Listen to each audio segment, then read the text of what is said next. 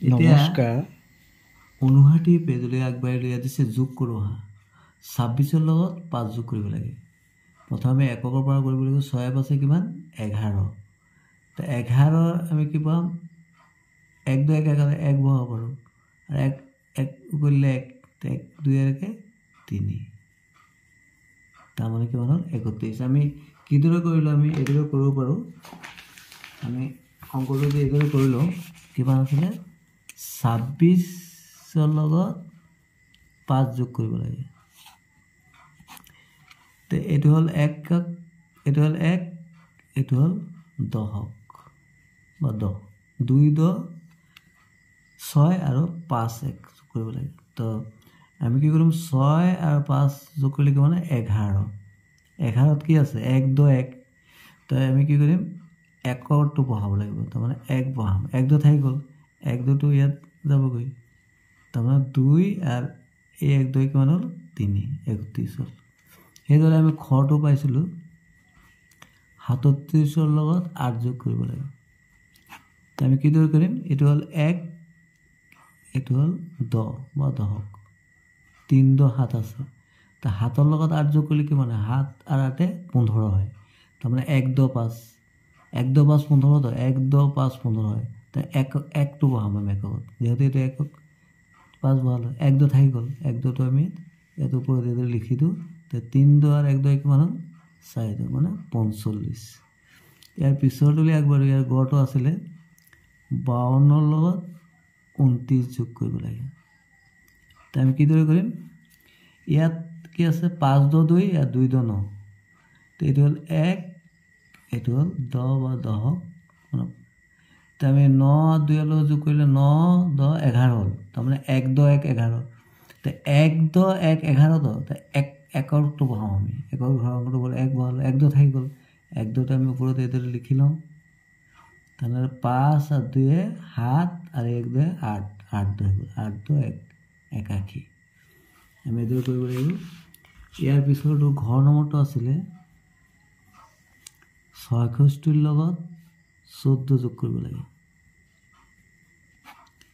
তো এতিয়া আমি আগৰ নিচিনাই 6 4 10 6 4 কিমান হ'ল 10 হ'ল। তো একত কি আছে 0 1 2 থাকি গ'ল 1 2টো আমি এইপিনে সৰুকৈ লিখি দিম 6 10 6 1 7 আৰু 1 8 তাৰমানে কি হ'ল 80 হ'ল। তাৰপিছত আমি অংক নম্বৰটোলৈ আগবাঢ়িলোঁ। অংক নম্বৰটো আছিলে 75ৰ লগত কিমান যোগ কৰিব লাগে 17। তো আমি একেই কৰিম 7 5 12 7ৰ লগত 5 যোগ কৰিলে 12 তাৰমানে 1 10 2 তাৰমানে একৰটো বহাম 2 বহালোঁ 10টো থাকি গ'ল 10টো আমি ইয়াত লিখি দিওঁ 7 1 8 8 1 9 92। ইয়াৰ পিছতে আছিলে প্ৰথম চৰটো 49ৰ লগত 22 যোগ কৰিব লাগে। প্ৰথম চৰ আছিলে 49ৰ লগত 22 যোগ কৰিব লাগে। তেনে কেনেকৈ কৰিম এইটো হ'ল 1 এইটো হ'ল 10 তাৰমানে 4 2 9 ইয়াত আছে 2 2 2। তো প্ৰথমে 9 লগত 2 যোগ কৰিম 9 2 কিমান হ'ব 11 তাৰমানে 1 2 1 11। তাৰমানে একতটো সদায় বহাবলৈ একক তো 10 এককটো বহাব লাগে 1 বহালোঁ 1 2 থাকি গ'ল 1 2টো আমি এইদৰে যদি লিখি দিওঁ 4 আৰু 2 কিমান 6 1 7 71। ইয়াত দিছে গণনা কৰোঁ আহা। আমাৰ বিদ্যালয়ত 17 জোপা গছ আছিল। এইবাৰ বিশ্ব পৰিৱেশ দিৱসত 6 জোপা গছ নতুনকৈ ৰোৱা হ'ল। এতিয়া আমাৰ বিদ্যালয়ত মুঠতে কিমান জোপা গছ আছে।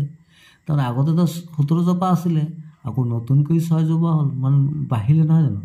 বাঢ়িলে কি কৰিব লাগে যোগ কৰিব লাগে। আমি কিদৰে কৰিম 17 জোপা আছিলে আগতে এতিয়া 6 জোপা নতুনকৈ ৰোৱা হ'ল। আমি কিদৰে কৰিম আগতে আছিলে 17 জোপা নতুনকৈ কেইজোপা লগালে 6 জোপা।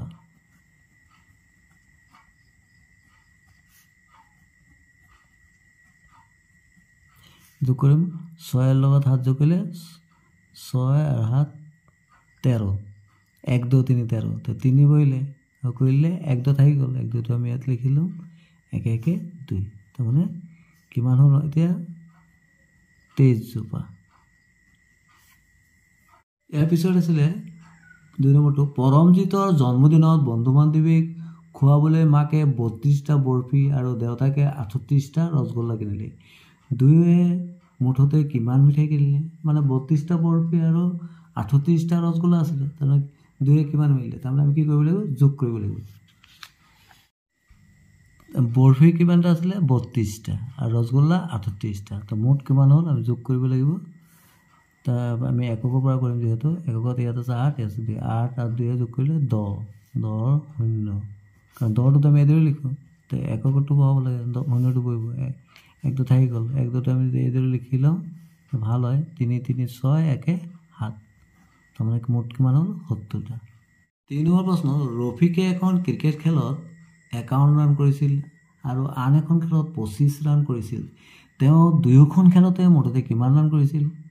তাৰমানে এখনত কৈছে 51, এখনত 25, তো দুয়োখন মিলাই কি হ'ব? মুঠ উলিয়াব লাগে কিমান ৰান, তাহলে আমি যোগ কৰিব লাগিব। 51 ৰানৰ লগত আমি 25 ৰান যোগ কৰিম। এখনত কৰিছিলে 51 ৰান আৰু এখন 25 ৰান, আমি মুঠ উলিয়াবলৈ যোগ কৰি দিম। তো এককৰ পৰা 5 1 6, 5 আৰু 2 7, 76 ৰান কৰিম।